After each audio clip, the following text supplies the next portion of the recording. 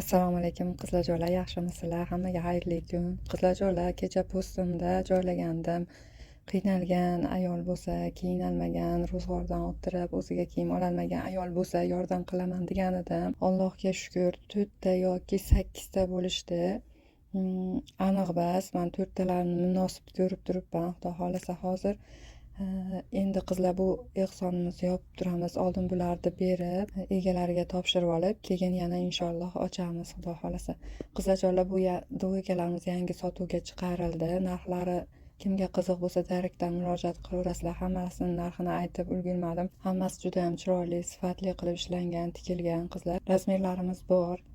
Kimga zarur bo'lsa, direktdan murojaat qilaverasizlar qizlarjo'lar. Ko'p qizlarimiz rostlayam xursand bo'lishdi oldingi ishlarimizdan. Xo'p, bu xayrli ishga kim qo'shilmoqchi bo'lsa, kimniki ko'nglida yana niyati bo'lsa, xo'p, materialini olib bersa, men tikib egalariga topshirishim mumkin.